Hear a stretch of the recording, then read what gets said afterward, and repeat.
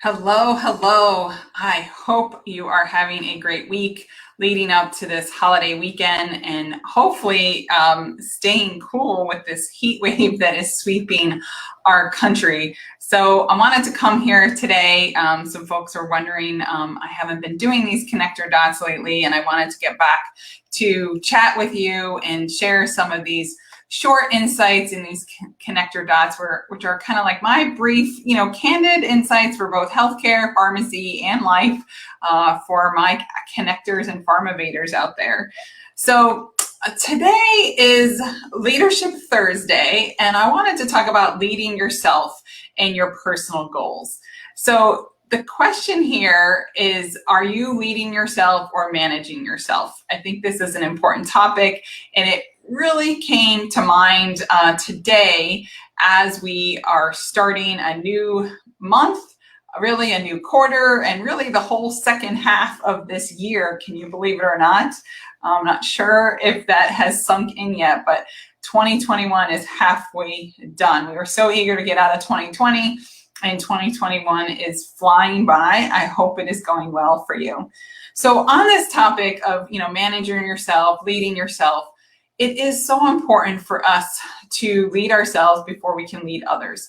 And, one of my mentors, David Holdford, and it's rare that I get to show physical books these days because I buy so much on Audible, but, I have this book, Leadership for Pharmacists, Facilitating Change in Pharmacy Practice. And he has a whole chapter on, managing yourself before you can manage others. And, it's a great topic that I do like to think about.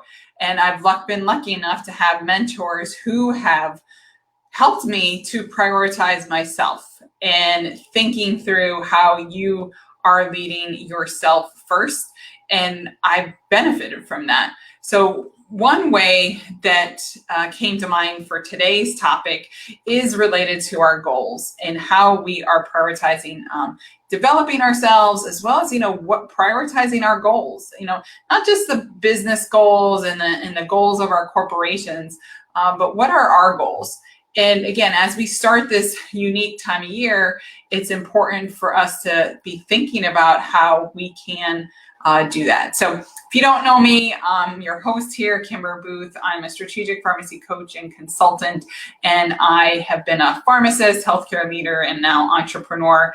And I serve through helping pharmacists to advocate for resources to advance practice and have joyful, engaging careers. And I do that through coaching, consulting, and online courses and memberships. So when we think about this, it's if you participated, perhaps you participated in my Map Your Year workshop, which I do at the very beginning of the year, so you can kind of set your goals for the year. And I hope that you have some goals, and right now, again, is a perfect time to really reflect on the first half of the year. Did you accomplish what you planned to accomplish? Did you maybe fall short, and where can you reprioritize? So it's so important to take this time to reflect and plan. Again, you have a whole half of the year left, so it's not lost if you are feeling bad about where you're at. But even if you're doing great, this is the great time to also prioritize new goals that you can achieve for the second half of the year. So I know I've been working on that with my own business coach and prioritizing. I kind of try to do it in 90 days or 3 months at a time, but I do kind of have some of my big rocks, if you will, planned out for this whole second half of the year. So when it comes to your goals, we're not going to get into what those goals are. Just wanted to have some key points here for, again, thinking through those goals, and then how can you execute on them? And the way you can do that is by regularly reviewing them. So definitely, like I said, having quarterly goals and reviewing what your objectives were, looking at your calendar and your other plans. Hopefully you have those in place, but now is a great time to start. So reflect on this last year, half of the year, and put some goals in place. I like to think about them in our 4 quadrants of our lives. We tend to focus a lot on our career, but we want to focus on our personal, ourself, our family and friends, the community, and our career. But when we think about our career, we want to think about developing yourself as well as your business goals. So take some time now to think about your own goals for you and your own personal growth and development. What do you want to accomplish in the second half of the year? And as you start planning, then, have that and put a goal in place that you can accomplish over this next half of the year, and then think through what are those steps that you need to do to accomplish that. What are the things that you need to get done each month? And then you can get down into the nitty-gritty of looking at it on a weekly basis. But right now, again, is the perfect time to at least plan your month and your upcoming quarter, which for most of us is the third quarter of the year. Because many of you might be working in hospitals and health systems, depending on what state you're in. Your business fiscal year might be different than the calendar year. So this could be your last quarter of the year, depending on where you live. So it's important to be thinking through that. So once you've identified that, so for